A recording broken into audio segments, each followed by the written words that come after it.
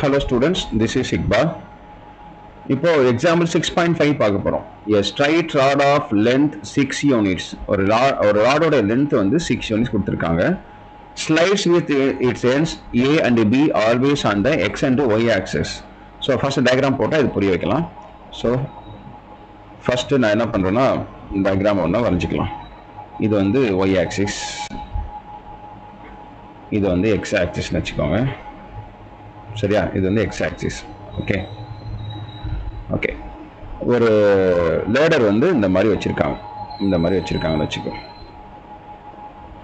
So இதோட length வந்து என்னன்னா 6 யூனிட்ஸ். இதோட லென்த் வந்து 6 யூனிட்ஸ்னு வச்சுக்கலாம். ஸோ இது என்ன ஆகுதுன்னா மூவ் ஆகிட்டே இருக்கு. சரியா, ஸோ இந்த இடம் வந்து ஆர்ஜின்னு வச்சுக்கோமே. ஓ வந்து 0,0. இந்த பாயிண்ட் வந்து ஏ. இந்த ஏ வந்து என்ன ஆகுதுன்னா மூவ் ஆகிட்டு இருக்கனால நம்ம இதை A,0. எக்ஸ் ஆக்சிஸ்ல வேல்யூ இருக்கும், ஒய் ஆக்சிஸ்ல வேல்யூ இருக்காது. ஒய் வந்து 0, எக்ஸ் ஆக்சிஸ்ல ஒய் ஆல்வேஸ் 0, எக்ஸ் வந்து ஏ நானே எடுத்துக்கிறேன்.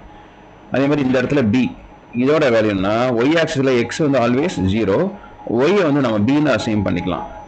அவங்க எது லோக்கஸ்ன்னு சொல்லியிருக்காங்கன்னா, இப்போ ஒரு ட்ரையாங்கிள் ஃபார்ம் ஆயிடுச்சா, ரைட் ஆங்கிள் ட்ரையாங்கிள் நம்மளுக்கு ஃபார்ம் ஆயிடுச்சு. அந்த ட்ரையாங்கிளோடைய சென்ட்ராய்டு இருக்குல்ல, சென்ட்ராய்டு, அந்த சென்ட்ராய்டு மூவ் ஆனா அது எதை ட்ரேஸ் பண்ணும் அப்படின்னு சொல்லிட்டு தான் கொஸ்டின். சரியா, ஸோ ஃபர்ஸ்ட் நம்ம சென்ட்ராய்டு தான் கண்டுபிடிக்கணும். ஸோ அந்த லோக்கஸ் வந்து நான் என்ன பண்றேன், இந்த இடத்துல இருக்க சென்ட்ராய்டு எங்க இருக்குன்னு வச்சுக்கோமே, அது வந்து நான் P of X, Y அப்படின்னு எடுத்துக்கிறேன்.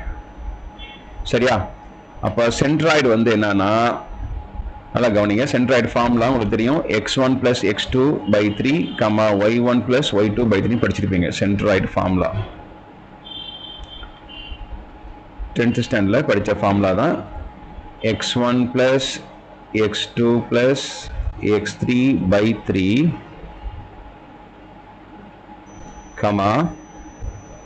y1 plus y2 plus y3 by 3.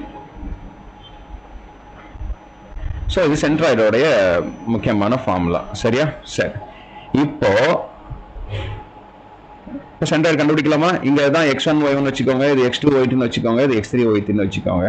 So அதோடைய ஆன்சர் வந்து நம்ம x, y நம்ம எடுத்துக்க போறோம். சரியா, அப்போ நல்லா கவனிங்க. x1 வந்து 0 பிளஸ் x2 வந்து a பிளஸ் x3 வந்து 0. இது x1 y1, இதுதான் x first. 0 plus a plus 0 by 3,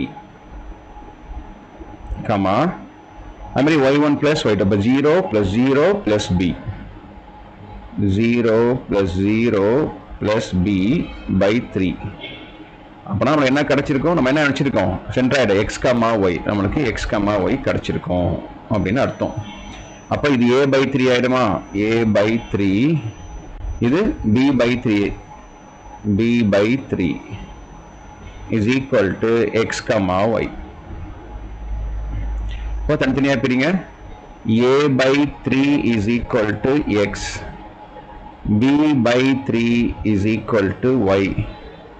அப்ப a அப்படிங்கிறது என்ன வரும், 3x ஆயிடுமா, b அப்படின்றது என்ன ஆயிடும், 3y ஆயிடுமா. ஓகே, இது அப்படியே வச்சுக்கோங்க. ஸோ அது ரைட் ஆங்கிள் ட்ரையாங்கிள் தானே. அப்போ ட்ரையாங்கிள் OAB, ட்ரையாங்கிள் OABங்கிறது வந்து right angle triangle. Okay,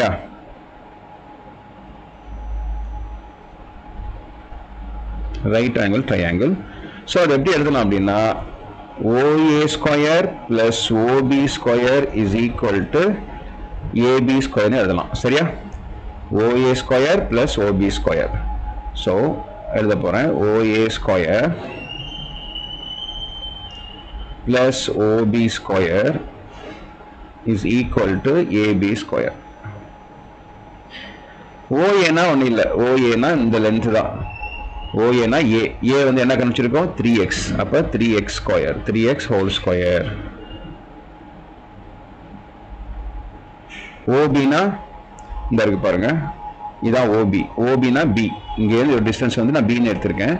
B ஓட வேல்யூ என்ன, 3y. அப்போ 3y ஹோல் ஸ்கொயர். AB னா இந்த டிஸ்டன்ஸ் எவ்வளோ, 6 கொடுத்துருக்காங்க, 6 ஸ்கொயர். ஸ்கொயர் பண்ணா 9x square plus 9y square is equal to 6 squareனா 36. எல்லாத்தையும் 9ஆல டிவைட் பண்ணுங்க. டிவைட் பண்ணிட்டீங்கன்னா இங்க x square plus y square இங்க 4 9s are 36. இது எதோடைய ஃபார்முலானா சர்க்கிளோடைய ஃபார்முலா. இதுக்கு மட்டும் உங்களுக்கு டைரக்டா எழுதிருக்காங்க. அப்படி எழுதிருங்க which is circle. டீடைலா பார்க்க போறோம் பின்னாடி. இங்கே இருக்கு